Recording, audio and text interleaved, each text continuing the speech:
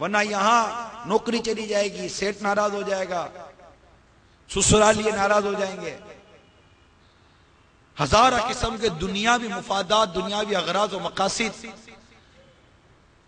کی نیتوں کو لے کر ہم بھی جنازوں میں شرکت کرتے ہیں، میتوں میں شرکت کرتے ہیں۔ وہاں بھی جا کر عبرت کون لیتا ہے؟ جنازے میں جیسے آج ہم بیٹھے ہیں، کون سوچ رہا ہوگا الا ماشاءاللہ کہ ہو سکتا ہے کہ کبھی میرا بھی اسی طرح تیجا ہوگا؟ ہونا ہی ہے، کوئی کرے یا نہ کرے، تیجا تو ہونا ہی ہونا، تیسرا دن تو آنا ہی آنا ہے مرنے کے بعد۔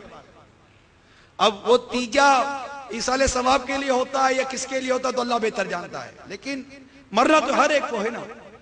تو کون سوچتا ہے جسے اطلاع ملتی ہے کہ فلاں کا انتقال ہو گیا تو کس کو یہ خیال آتا ہے کہ ایک دن میری بھی اطلاع چلے گی کہ میں بھی مروں گا؟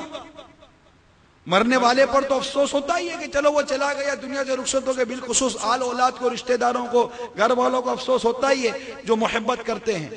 لیکن عبرت کہ یہ شخص جو دنیا سے چلا گیا، اس نے اس مرحلے کو پار کر لیا کہ ایمان پر جانا ہے کہ ایمان برباد ہونا ہے، یہ مرحلے سے وہ گزر گیا۔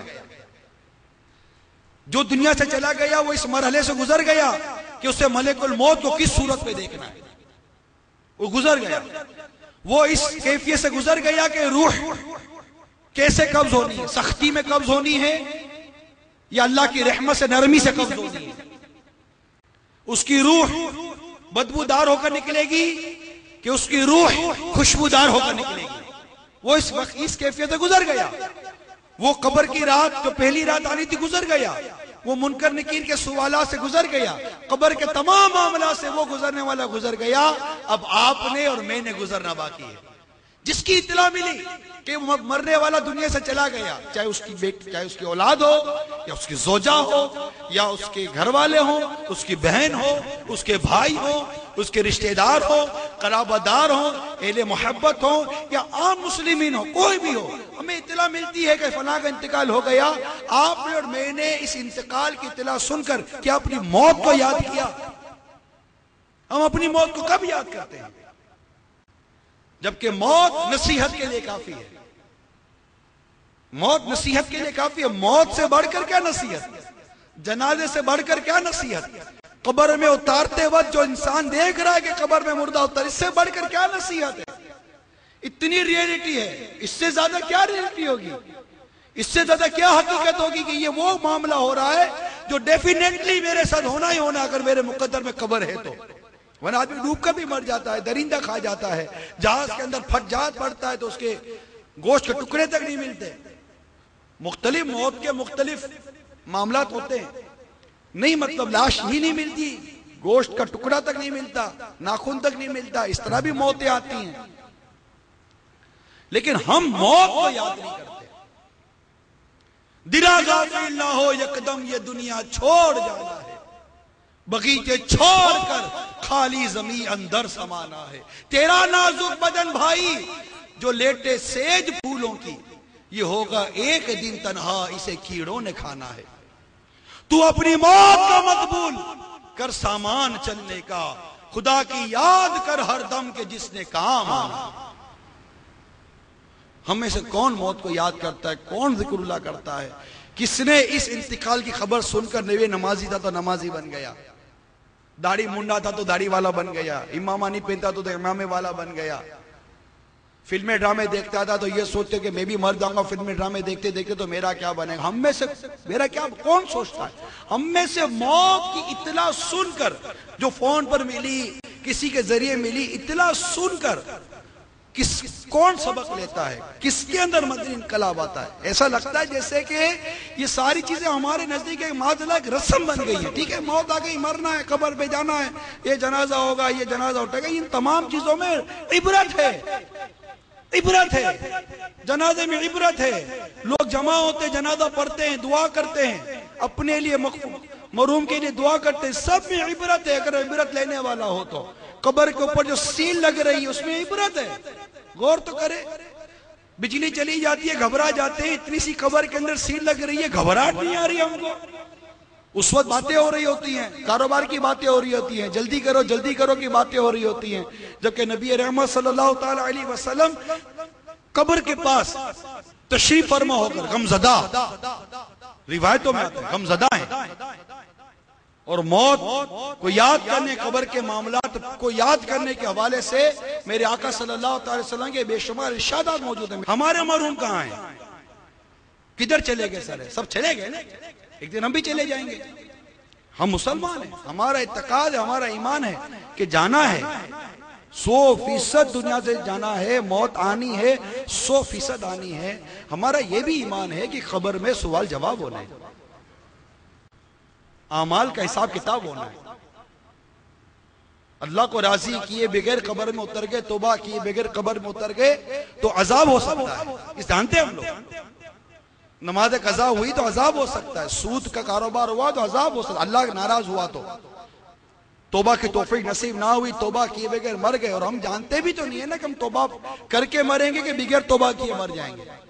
تو غوث پاک رضی اللہ تعالیٰ عنہ کا وسیلہ موجود ہے، ایک امید موجود ہے، قوی امید موجود ہے کہ میرے غوث پاک نے فرمایا کہ میرا مرید بغیر توبہ کیے نہیں مرے گا، انشاءاللہ توبہ کر کے مریں گے انشاءاللہ۔ اللہ کی رحمت سے قوی امید ہے کہ اللہ تبارک و تعالیٰ فرماتا ہے کہ میرا بندہ میرے ساتھ جیسا ظن رکھتا ہے میں اس کے ساتھ ویسا ہی ہوں۔ ہمارے رب کے ساتھ یہ ظن ہے، ہمارے اعمال اچھے نہیں ہیں، اعمال بہت برے ہیں، بہت برے، بہت گندے ہیں ہم لوگ، ہماری نسبت بہت اچھی ہے۔ ہم نے امیر سنت کے ہاتھ میں ہاتھ دیا ہے، اعلیٰ حضرت کے ہاتھ میں ہاتھ دیا ہے، غوث پاک کے ہاتھ میں ہاتھ دیا ہے، الحمدللہ مولا مرشد کشا کے ہاتھ میں ہاتھ ہے، ہم آقا کے غلام ہیں صلی اللہ تعالیٰ علیہ وسلم، اتنی عصمتیں ہیں۔